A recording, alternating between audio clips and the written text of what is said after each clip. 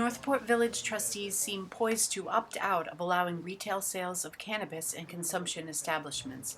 As part of the New York State marijuana regulation and taxation law, local municipalities can choose to opt out as long as they do it before a December 31st, 2021 deadline.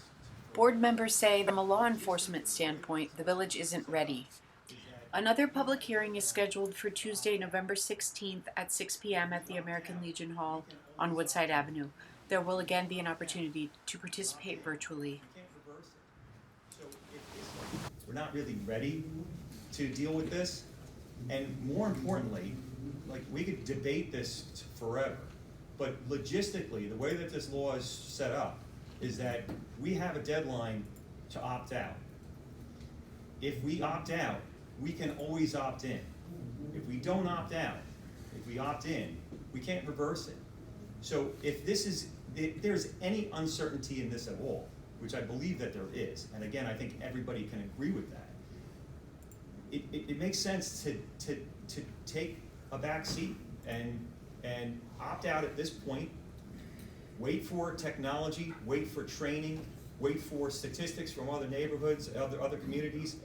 This is a new realm. I do want the public to know that we did not create this law, right? But now we're charged with regulating it and maintaining it, because we know that our residents are divided right now. Just from this room, it looks like we're divided. Obviously, there's a lot of people that speak really passionately about the effects of it and how it's a gateway drug and all the bad things about it. But there's certainly residents here today that were speaking in favor of it because they know the benefits of it, and rightfully so. They would like to be able to have a clean, regulated place to be able to go close, not have to drive to Riverhead per se to buy something legally. What our board has done already is we've been proactive, and you know, I'd like to thank the mayor and the rest of the board for putting that first police officer on the list to be a DRE, because honestly, right now, that's our only action is to use a drug recognition expert, the only police officer that's recognized by New York State to testify whether somebody's on a substance or not. We have access in with other municipalities or other agencies rather to use their DREs. The state has them, Suffolk County has them, Nassau County has them, and we can call them in. But why wouldn't we want to train our officers to be the best? And that's why I championed Chris to be on board with that. So I want to thank the board for that.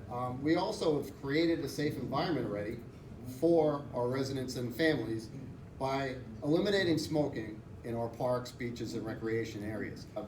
I definitely agree with Ian. There's so much we don't know yet.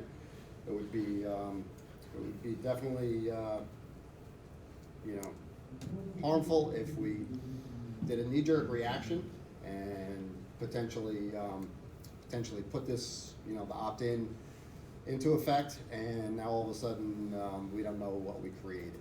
By opting out at this time, possibly waiting a little while until we know more of the regulations, might be a better view for the village. We can then control it better. So yes, we've passed legislation recently so you can't smoke cigarettes in parks and beaches, but you can smoke a joint walking down the street. You can smoke a cigarette walking down the street. I can go light up on, you know, as I'm driving down in my car. So we've created a safe environment on village property, beaches and parks, but it doesn't stop people from smoking marijuana anywhere else they want to. I agree with Ian. And I commend him for saying this it's a divisive issue, but that's also why you voted us in to make choices that maybe not necessarily popular, but are difficult choices. And you can vote us out, you know. And this is a tough decision. I can see that the village is very divided on it, but personally, I've got children and grandchildren, and just because the state of New York passed it doesn't mean that they also passed bail reform. And Senator Gorin is a friend of mine, he wrote it. So just because some legislation has been passed by a congressman or a state senator or assemblyman doesn't mean it's necessarily right. It's, you know, we all know what the right thing to do. And you know, a couple of people spoke about, I don't think anybody is implying, a couple of Chrissy and one other woman get up here and spoke, that, you know, saying that we have an opinion in our mind that, you know, that there's gonna be dirtbag, you know, derelicts hanging out in the village. I don't think that's the issue at all here. I think the issue is, you know, do we want this in the village?